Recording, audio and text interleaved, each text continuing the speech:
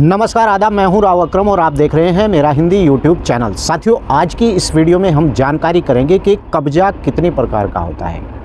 यानी कि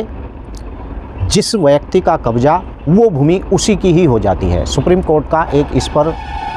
अभी पिछले महीने यानी कि जजमेंट भी आया था कि अगर किसी व्यक्ति का कब्जा है तो वो ज़मीन भी उसी की कहलाती है। लेकिन ऐसे नहीं कि आपने किसी की भी ज़मीन पर कब्जा कर लिया और कानून आपके पक्ष में होकर ये कह देगा कि ये ज़मीन आपकी ही हो गई है।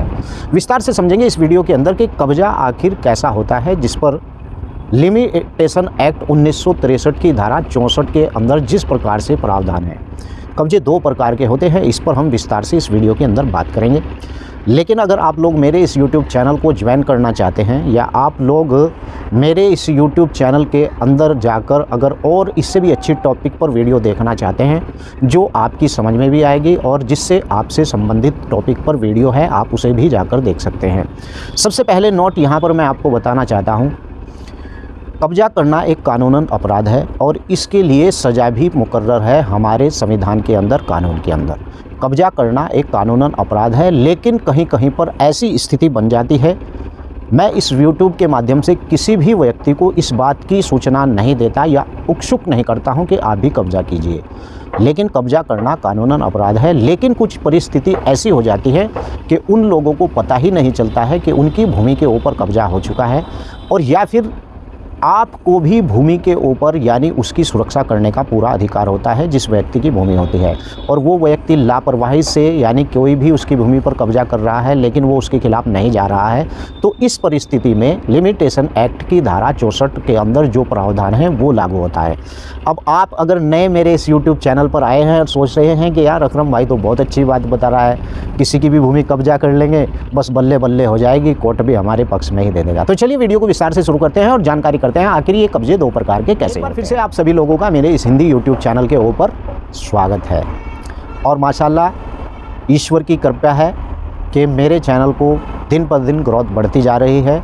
और लोगों को मेरी बनाई हुई वीडियो समझ में भी आ रही है। बहुत से ऐसे लोग हैं कि जो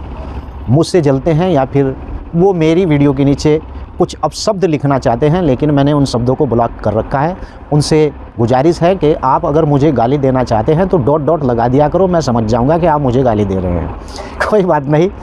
क्योंकि अगर कोई व्यक्ति ऊंचाइयों पर चढ़ता है तो उसका यानी मुखालफत करने वाला भी ज़रूर होना चाहिए, अन्यथा वो व्यक्ति कभी तरक्की नहीं कर पाता है। लेकिन मुझे इससे कोई किसी से शिकवा गिला नहीं है कि अगर कोई व्यक्ति गाली देना चाहता है, उसका मन कर रहा है, दे सकता है, कोई ऐसी बात नहीं, बुरी बात भी लिख सकता है। लेकिन एक विद्वान होकर अगर वो मेरे ऊपर गाली गुप्तार या अपशब्द का इस्तेमाल करने की कोशिश करता है YouTube चैनल के ऊपर, तो उसे भी पूरी छूट है, लिख दे, क्योंकि मैं वही बोलता हूँ जो किताबों के अंदर है। मेरा पेशा ये नहीं है कि मैं इस प्रकार से लोगों को कोई जानकारी दे रहा हूं कि भाई मैं अदालत के अंदर आपकी ये मदद करूंगा, ये काम मेरा नहीं है। मैं केवल एक यूट्यूबर हूं और जो मैं पढ़ता हूं वही मैं किताबों से बोलता भी हूं। तो चलिए वीडियो को अब बताते हैं कि कब्जे आखिर दो प्रकार के कैसे होते हैं। पहला कब्जा अस्थायी कब्जा, ये मैंने बहुत सी वीडियो के अंदर बता रखा है, और दूसरा कब्जा होता है अस्थायी कब्जा। अस्थायी कब्जा वो होता है जिस भूमि पर के ऊपर आपका कब्जा है लेकिन कभी आपने कब्जा किया और कभी उसे छुड़ा दिया। अगर आपका कब्जा ऐसी भूमि पर 40 बरस भी हो गया है, 12 साल तो छोड़िए, तब भी उस भूमि को आपको छोड़ना पड़ेगा। या फिर उस भूमि का कोई मालिक यानी कि ताकतवर है तो वो कभी भी आपको बिना न्यायालय जाए वहाँ से बेदखल कर सकता है।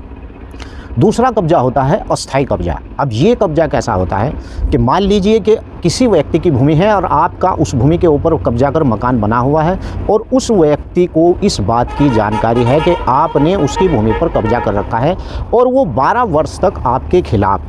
न्यायालय में नहीं जाता है, तो इसे कहा जाता है प्रतिकूल कब्जा यानी एडवाइस पोजीशन। ये प्रतिकूल कब्जा माना जाता है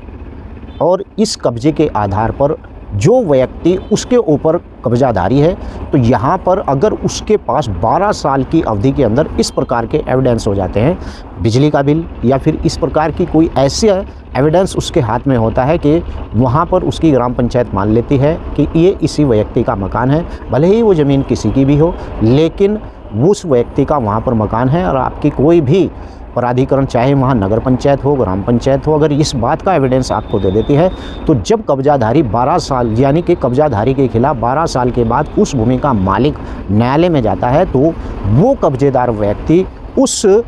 जो टाइटलधारी व्यक्ति है, जो व्यक्ति यानी कि उस भूमि का मालिक है, उसके खिलाफ एडवाइस पोजीशन यानी कि प्रतिकूल कब्जे का दावा उसके खिलाफ कर सकता है।